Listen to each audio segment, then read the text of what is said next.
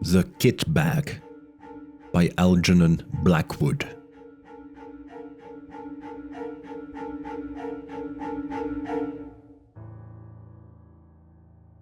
When the words "not guilty" sounded through the crowded courtroom that dark December afternoon, Arthur Wilbraham, the great criminal KC and leader for the triumphant defense, was represented by his junior.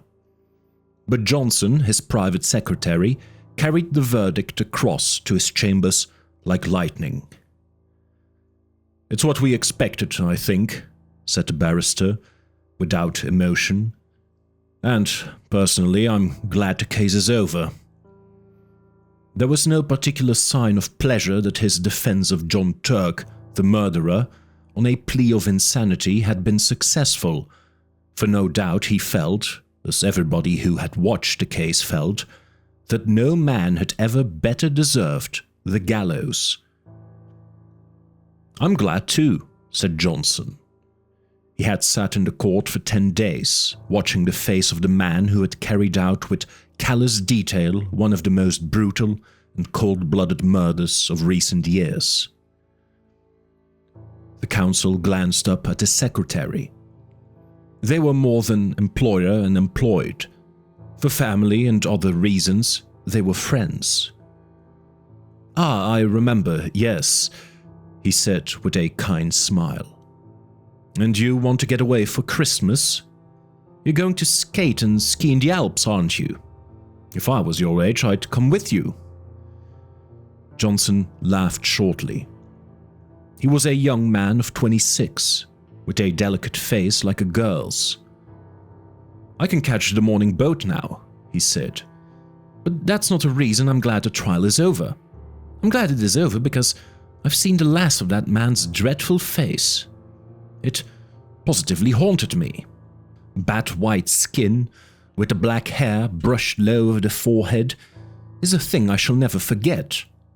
And the description of the way the dismembered body was crammed and packed with lime into that—" "Don't dwell on it, my dear fellow," interrupted the other, looking at him curiously out of his keen eyes.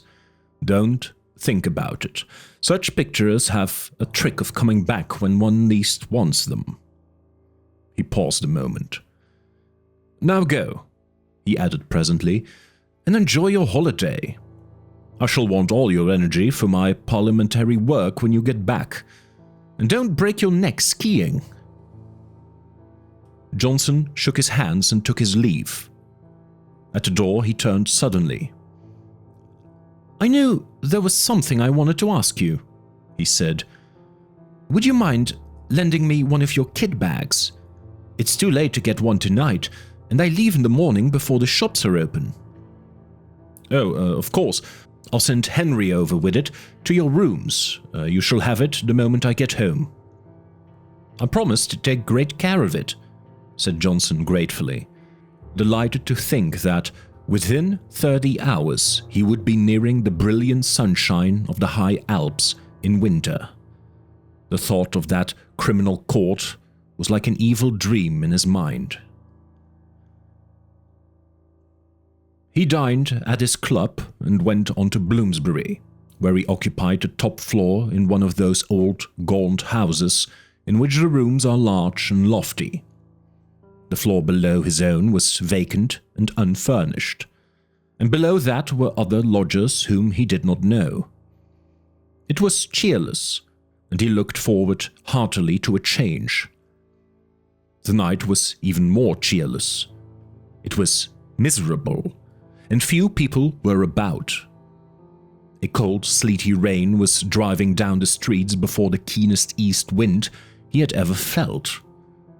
It howled dismally among the big, gloomy houses of the great squares, and when he reached his rooms, he heard it whistling and shouting over the world of black roofs beyond his windows.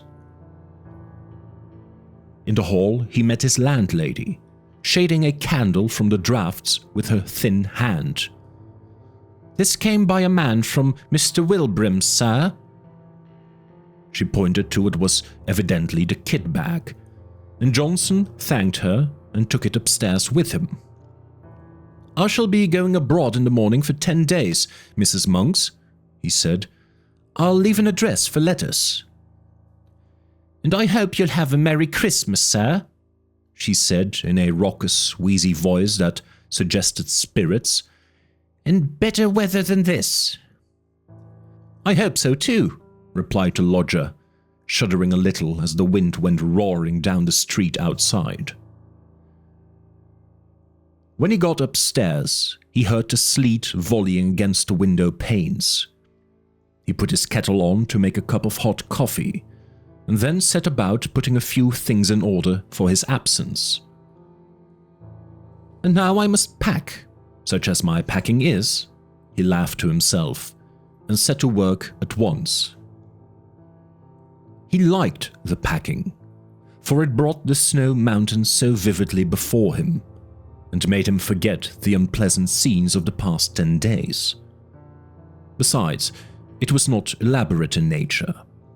His friend had lent him the very thing, a stout canvas kit-bag, sack-shaped, with holes round the neck for the brass bar and padlock. It was a bit shapeless, true, and not much to look at, but its capacity was unlimited, and there was no need to pack carefully. He shoved in his waterproof coat, his fur cap and gloves, his skates and climbing boots, his sweaters, snow boots and ear caps. And then on the top of these, he piled his woolen shirts and underwear, his thick socks, puttees, and knickerbockers. The dress suit came next, in case the hotel people dressed for dinner, and then, thinking of the best way to pack his white shirts, he paused a moment to reflect. "That's the worst of these kit-bags," he mused vaguely, standing in the center of the sitting room where he had come to fetch some string. It was after 10 o'clock. A furious gust of wind rattled the windows as though to hurry him up, and he thought with pity of the poor Londoners whose Christmas would be spent in such a climate, whilst he was skimming over snowy slopes in bright sunshine and dancing in the evening with rosy-cheeked girls. That reminded him. He must put in his dancing pumps and evening socks. He crossed over from his sitting room to the cupboard on the landing where he kept his linen. And as he did so, he heard someone coming softly up the stairs. He stood still a moment on the landing to listen. It was Mrs. Monks's step, he thought. She must be coming up with the last post. But then the steps ceased suddenly, and he heard no more.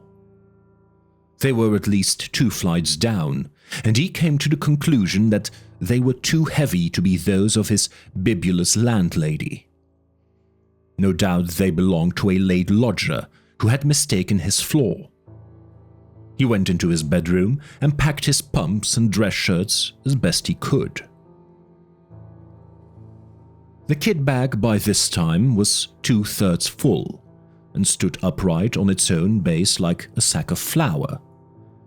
For the first time he noticed that it was old and dirty, the canvas faded and worn, and that it had obviously been subjected to rather rough treatment.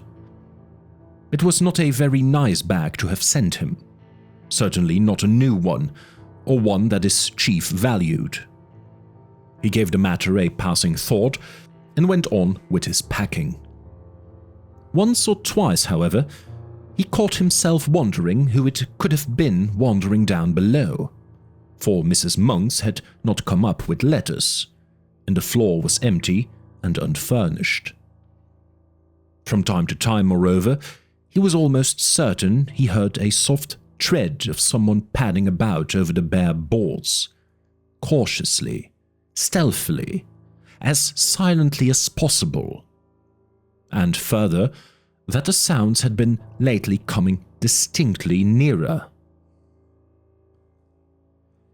For the first time in his life, he began to feel a little creepy. Then, as though to emphasize this feeling, an odd thing happened. As he left the bedroom, having just packed his recalcitrant white shirts, he noticed that the top of the kit-bag lopped over towards him with an extraordinary resemblance to a human face. The canvas fell into a fold like a nose and forehead, and the brass rings for the padlock just filled the position of the eyes. A shadow, or was it a travel stain, for he could not tell exactly, looked like hair. It gave him rather a turn, for it was so absurdly, so outrageously like the face of John Turk, the murderer. He laughed and went into the front room, where the light was stronger. "Oh, that horrid case has got on my mind," he thought. "I shall be glad of a change of scene and air." In the sitting room, however, he was not pleased to hear again that stealthy tread upon the stairs, and to realize that it was much closer than before, as well as unmistakably real. And this time he got up and went out to see who it could be creeping about on the upper staircase at so late an hour.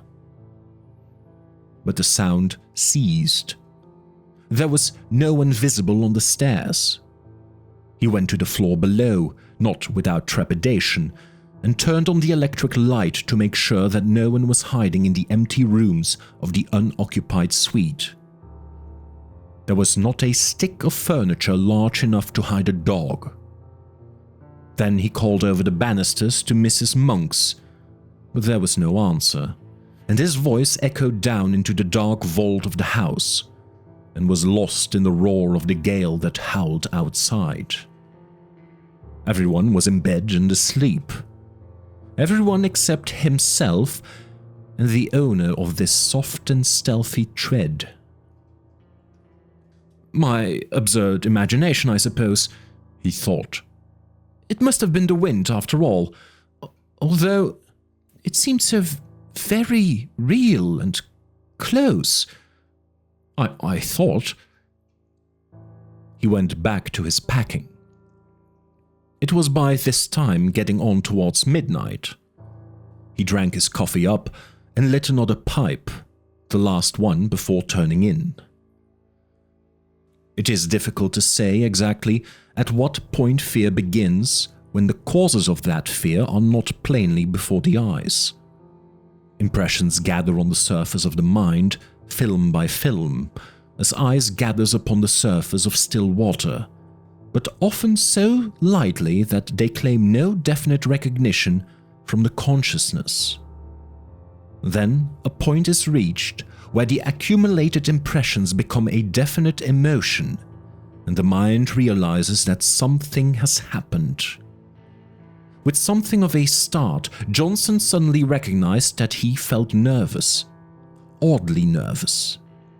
Also, that for some time past, the causes of this feeling had been gathering slowly in his mind, but that he had only just reached the point where he was forced to acknowledge them.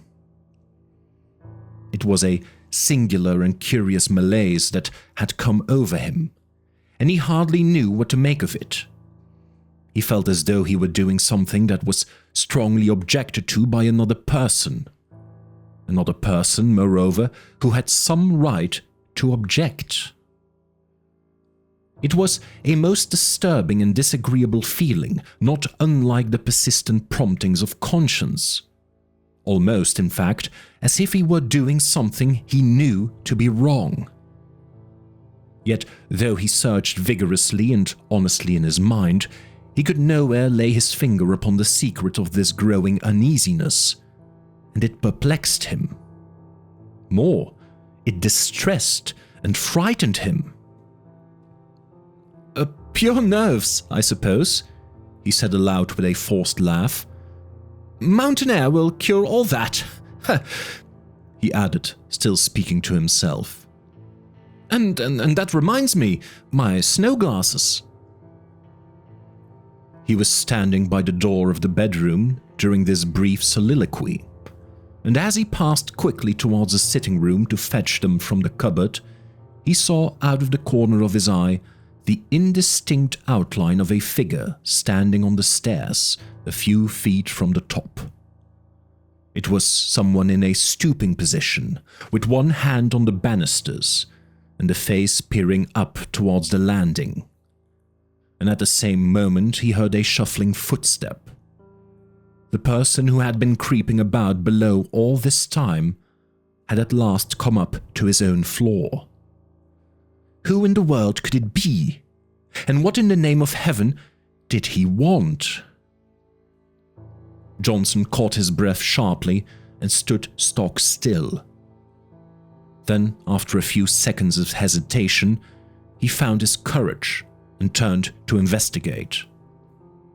The stairs, he saw to his utter amazement, were empty. There was no one there. He felt a series of cold shivers run over him, and something about the muscles of his legs gave a little and grew weak. For the space of several minutes he peered steadily into the shadows that congregated about the top of the staircase where he had seen the figure. Then he walked fast, almost ran in fact, into the light of the front room. But hardly had he passed inside the doorway when he heard someone come up the stairs behind him with a quick bound and go swiftly into his bedroom. It was a heavy, but at the same time a stealthy footstep, the tread of somebody who did not wish to be seen. And it was at this precise moment that the nervousness he had hitherto experienced leaped the boundary line and entered a state of fear, almost of acute, unreasoning fear. Before it turned into terror, there was a further boundary to cross, and beyond that again lay the region of pure horror. Johnson's position was an unenviable one. "By Jove, that was someone on the stairs then," he muttered, his flesh crawling all over. "And whoever it was has now gone into my bedroom." His delicate, pale face turned absolutely white, and for some minutes he hardly knew what to think or do. Then he realized intuitively that delay only set a premium upon fear, and he crossed the landing boldly and went straight into the other room, where, a few seconds before, the steps had disappeared. "Who's there? Is that you, Mrs. Monks?" he called aloud as he went, and heard the first half of his words echo down the empty stairs, while the second half fell dead against the curtains in a room that apparently held no other human figure than his own. "Who's there?" he called again, in a voice unnecessarily loud and that only just held firm. "What do you want here?" The curtains swayed very slightly, and as he saw it, his heart felt as if it almost missed a beat. Yet he dashed forward and drew them aside with a rush. A window, streaming with rain, was all that met his gaze. He continued his search, but in vain. The cupboards held nothing but rows of clothes, hanging motionless, and under the bed there was no sign of anyone hiding. He stepped backwards into the middle of the room, and, as he did so, something all but tripped him up. Turning with a sudden spring of alarm, he saw the kit-bag. Odd, he thought. That's not where I left it. A few moments before, it had surely been on his right, between the bed and the bath. He did not remember having moved it. It was very curious. What in the world was the matter with everything? Were all his senses gone queer? A terrific gust of wind tore at the windows, dashing the sleet against the glass with the force of small gunshot, and then fled away howling dismally over the waste of Bloomsbury roofs. A sudden vision of the Channel next day rose in his mind and recalled him sharply to realities. "There's no one here at any rate. That's quite clear," he exclaimed aloud. Yet at the time he uttered them, he knew perfectly well that his words were not true, and that he did not believe them himself. He felt exactly as though someone was hiding close about him, watching all his movements, trying to hinder his packing in some way. "And 2 of my senses," he added, keeping up the pretense, "have played me the most absurd tricks. The steps I heard and the figure I saw were both entirely imaginary." He went back to the front room, poked a fire into a blaze, and sat down before it to think. What impressed him more than anything else was the fact that the kit-bag was no longer where he had left it. It had been dragged nearer to the door. What happened afterwards that night happened, of course, to a man already excited by fear, and was perceived by a mind that had not the full and proper control, therefore, of the senses. Outwardly, Johnson remained calm and master of himself to the end, pretending to the very last that everything he witnessed had a natural explanation, or was merely delusions of his tired nerves. But inwardly, in his very heart, he knew all along that someone had been hiding downstairs in the empty suite when he came in, that this person had watched his opportunity and then stealthily made his way up to the bedroom, and that all he saw and heard afterwards, from the moving of the kit-bag to, well, to the other things this story has to tell, were caused directly by the presence of this invisible person. And it was here, just when he most desired to keep his mind and thoughts controlled, that the vivid pictures received day after day upon the mental plates exposed in the courtroom of the Old Bailey came strongly to light and developed themselves in the dark room of his inner vision. Unpleasant, haunting memories have a way of coming to life again just when the mind least desires them. In the silent watches of the night, on sleepless pillows, during the lonely hours spent by sick and dying beds. And so now, in the same way, Johnson saw nothing but the dreadful face of John Turk, the murderer, lowering at him from every corner of his mental field of vision. The white skin, the evil eyes, and the fringe of black hair low over the forehead. All the pictures of those 10 days in court crowded back into his mind unbidden and very vivid. "This is all rubbish and nerves," he exclaimed at length, springing with sudden energy from his chair. "I shall finish my packing and go to bed. I'm overwrought, overtired. No doubt at this rate I shall hear steps and things all night." But his face was deadly white all the same. He snatched up his field glasses and walked across to the bedroom, humming a music hall song as he went, a trifle too loud to be natural. And the instant he crossed the threshold and stood within the room, something turned cold about his heart, and he felt that every hair on his head stood up. The kit-bag lay close in front of him, several feet nearer to the door than he had left it, and just over its crumpled top, he saw a head and face slowly sinking down out of sight as though someone were crouching behind it to hide. And at the same moment, a sound like a long-drawn sigh was distinctly audible in the still air about him between the gusts of the storm outside. Johnson had more courage and willpower than the girlish indecision of his face indicated. But at first, such a wave of terror came over him that for some seconds he could do nothing but stand and stare. A violent trembling ran down his back and legs, and he was conscious of a foolish, almost a hysterical impulse to scream aloud. That sigh seemed in his very ear, and the air still quivered with it. It was unmistakably a human sigh. "Who's there?" he said at length, finding his voice. But though he meant to speak with loud decision, the tones came out instead in a faint whisper, for he had partly lost the control of his tongue and lips.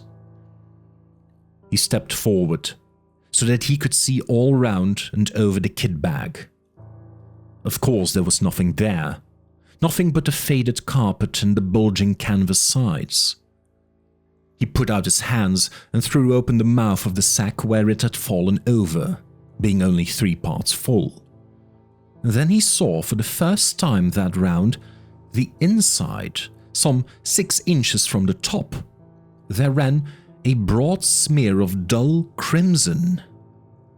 It was an old and faded blood stain. He uttered a scream and drew back his hands as if they had been burned. At the same moment, the kit-bag gave a faint but unmistakable lurch forward towards the door. Johnson collapsed backwards, searching with his hands for the support of something solid, and the door, being further behind him than he realized, received his weight just in time to prevent his falling, and shut to with a resounding bang. At the same moment, the swing of his left arm accidentally touched the electric switch, and the light in the room went out. It was an awkward and disagreeable predicament, and if Johnson had not been possessed of real pluck, he might have done all manner of foolish things. As it was, however, he pulled himself together and groped furiously for the little brass knob to turn the light on again. But the rapid closing of the door had set the coats hanging on it a-swinging, and his fingers became entangled in a confusion of sleeves and pockets, so that it was some moments before he found a switch. And in those few moments of bewilderment and terror, 2 things happened that sent him beyond recall over the boundary into the region of genuine horror. He distinctly heard the kit-bag shuffling heavily across the floor in jerks, and close in front of his face sounded once again the sigh of a human being. In his anguished efforts to find a brass button on the wall, he nearly scraped the nails from his fingers, but even then, in those frenzied moments of alarm, so swift and alert are the impressions of a mind keyed up by a vivid emotion, he had time to realize that he dreaded the return of the light, and that it might be better for him to stay hidden in the merciful screen of darkness. It was but the impulse of a moment, however, and before he had time to act upon it, he had yielded automatically to the original desire, and the room was flooded again with light. But the second instinct had been right. It would have been better for him to have stayed in the shelter of the kind darkness. For there, close before him, bending over the half-packed kit-bag, clear as life in the merciless glare of the electric light, stood the figure of John Turk, the murderer. Not 3 feet from him, the man stood, the fringe of black hair marked plainly against the pallor of the forehead, the whole horrible presentment of the scoundrel, as vivid as he had seen him day after day in the Old Bailey, when he stood there in the dock, cynical and callous, under the very shadow of the gallows. In a flash, Johnson realized what it all meant. The dirty and much-used bag, the smear of crimson within the top, the dreadful stretched condition of the bulging sides. He remembered how the victim's body had been stuffed into a canvas bag for burial, the ghastly, dismembered fragments forced with lime into this very bag, and the bag itself produced as evidence. It all came back to him as clear as day. Very softly and stealthily his hand groped behind him for the handle of the door, but before he could actually turn it, the very thing that he most of all dreaded came about, and John Turk lifted his devil's face and looked at him. At the same moment, That heavy sigh passed through the air of the room, formulated somehow into words.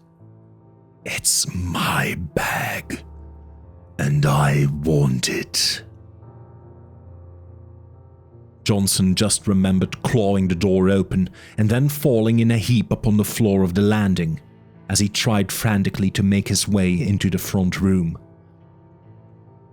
He remained unconscious for a long time, and it was still dark when he opened his eyes and realized that he was lying, stiff and bruised, on the cold boards. Then the memory of what he had seen rushed back into his mind, and he promptly fainted again. When he woke the second time, the wintry dawn was just beginning to peep in at the windows, painting the stairs a cheerless, dismal grey, and he managed to crawl into the front room and cover himself with an overcoat in the armchair, where at length he fell asleep. A great clamour woke him. He recognized Mrs. Monks's voice, loud and voluble. "What? You ain't been to bed, sir? Are you ill? Or has anything happened? And there's an urgent gentleman to see you, though it ain't 7 o'clock yet, and who is it?" he stammered. "I'm all right, thanks. I fell asleep in my chair, I suppose." "Someone from Mr. Wilbraham's, and he says he ought to see you quick before you go abroad. And I told him—" Yeah, show him up, please, at once," said Johnson, whose head was whirling, and his mind was still full of dreadful visions. Mr. Wilbraham's man came in with many apologies, and explained briefly and quickly that an absurd mistake had been made, and that the wrong kit-bag had been sent over the night before. "Henry somehow got hold of the one that came over from the courtroom, and Mr. Wilbraham only discovered it when he saw his own lying in his room, and asked why it had not gone to you," the man said. "Oh," said Johnson stupidly. "And he must have brought you the one from the murder case instead, sir, I'm afraid," the man continued, without a ghost of an expression on his face. "The one John Turk packed the dead body in. Mr. Wilbraham's awful upset about it, sir, and told me to come over first thing this morning with the right one, as you were leaving by the boat." He pointed to a clean-looking kit-bag on the floor, which he had just brought. "And I was to bring the other one back, sir," he added casually.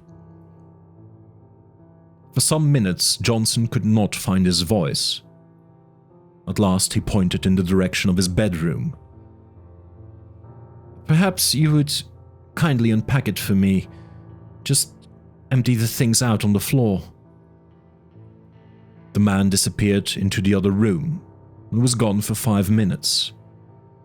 Johnson heard the shifting to and fro of the bag and the rattle of the skates and boots being unpacked. "Thank you, sir," the man said, returning with the bag folded over his arm. "And can I do anything more to help you, sir?" "What is it?" asked Johnson, seeing that he still had something he wished to say. The man shuffled and looked mysterious. "Beg pardon, sir, but knowing your interest in the Turk case, I thought you'd maybe like to know what's happened." "Yes?" "Well, John Turk killed himself last night with poison immediately on getting his release, and he left a note for Mr. Wilbraham saying as he'd much be obliged if they have him put away, same as the woman he murdered, in the old kit-bag." What time did he do it?" asked Johnson. "It was 10 o'clock last night, sir," the warden said,